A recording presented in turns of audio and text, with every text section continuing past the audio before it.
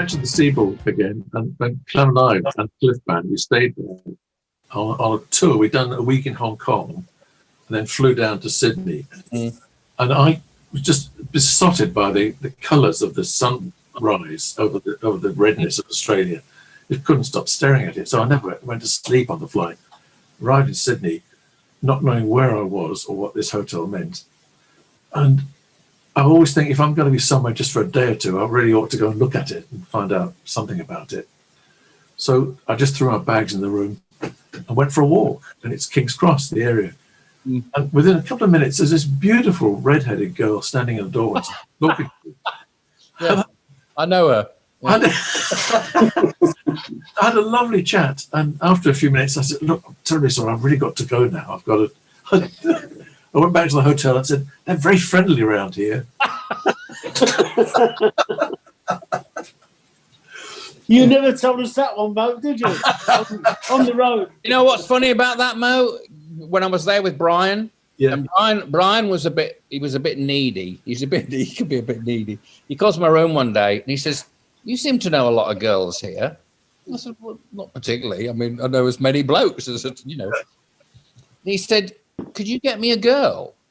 And I went, "No." He said, "Why not? You're my manager." I said, "Yeah, so I'm told." I said, "I don't do that. I don't pimp for anybody." I said, "But if you go downstairs and you hang a piece of cardboard around your neck and you just write 'I'm Brian Ferry' on it and go and stand on the front step, you'll get a girl within 2 minutes." And he put the phone down. He was the only artist I worked with who regularly put the phone down on me. I would wind him up with things. He once called me about midnight, and I did not encourage phone calls at home. And he said to me, and this is absolutely true, he said, "Do you know where to buy a budgerigar?" I said, "Yes, in a pet shop." He said, "I need to get one now." I said, "Now? It's 10 past midnight. What do you want?" Did you have a gas leak or something? He said, "You're my manager." No, Clem, very good. He said, "You're my manager." I said, "Yes." That's getting a very strange subject. I said, "Listen, there's a 7-Eleven on Westbourne Grove. They might have some in there." And I said, "Why do you need to get a budgerigar in the middle of the night?"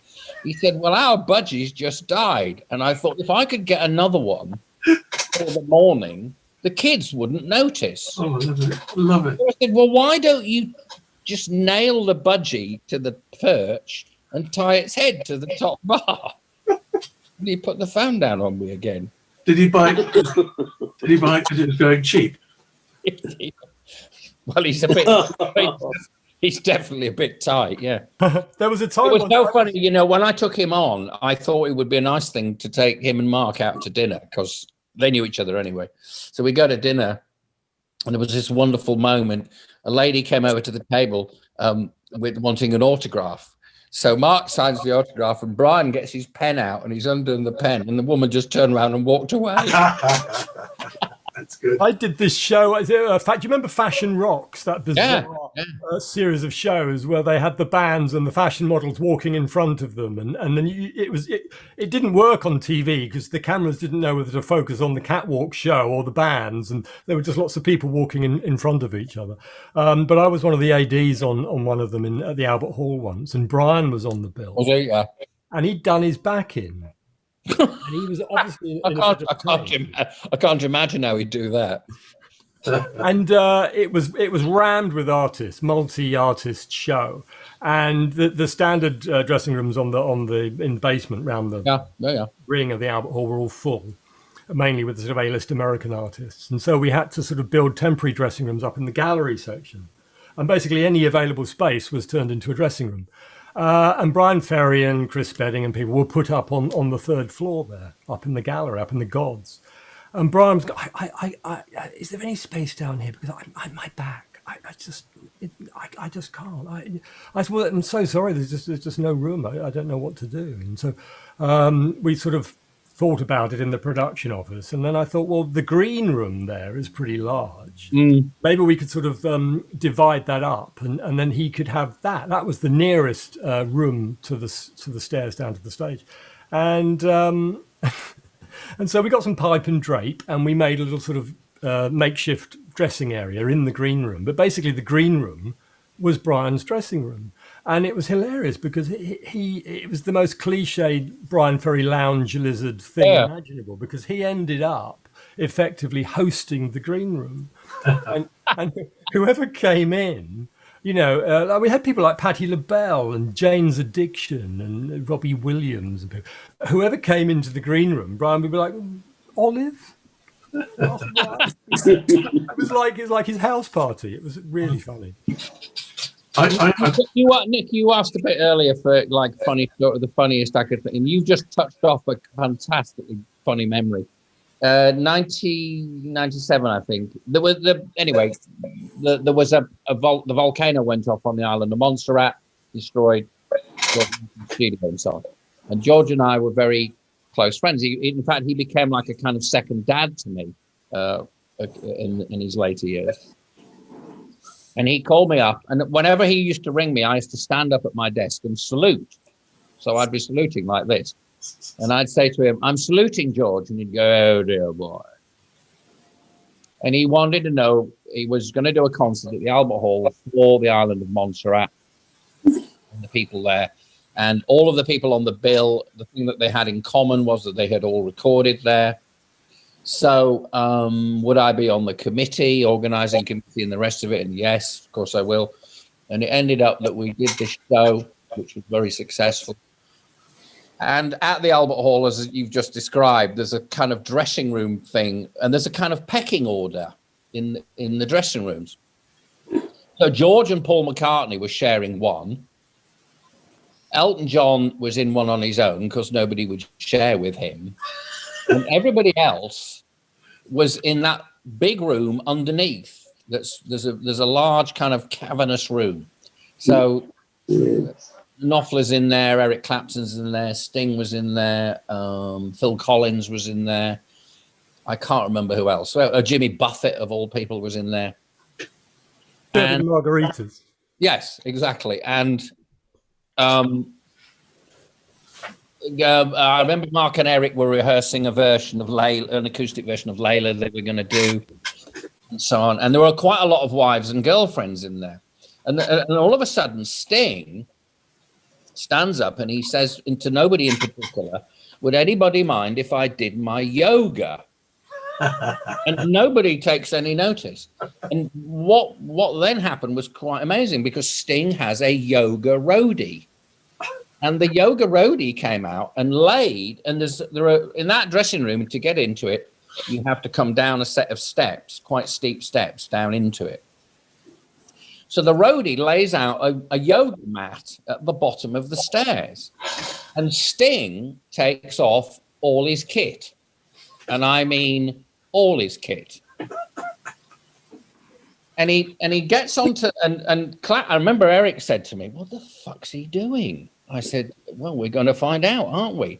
So he lies down with his backside up against the bottom step, and the yoga roadie takes his ankles and yanks them back so that they're right next to his ears.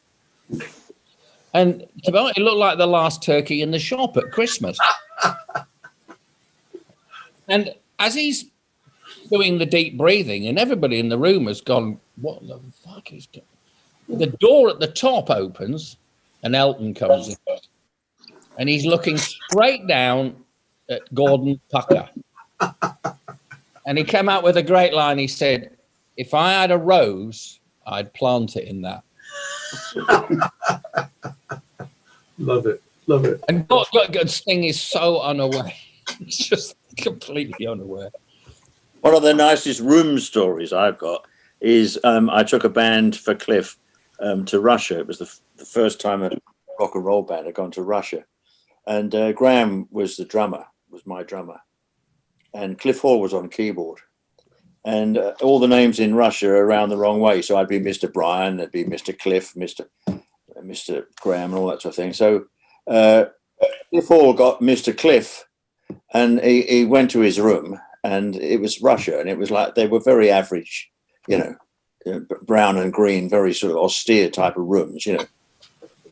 And he said, I got a problem with the room, you know, and it was just like a corridor. It was a corridor with two little places to put your bags, and he said, but the room down the end I'm worried about. This is Cliff Hall. So we opened the room, and we went into the Yuri Gagarin suite with a candelabra, you know, chandeliers, a grand piano. It was just, you know, a real old Russian classy sort of decor. So we said, we better, you know, own up and say that's obviously Cliff Richard's room. I said, no, you don't have to do that. You don't have to do that. You just keep quiet. So I think the thing is, and there was a group of the singers, we called them the Linnets.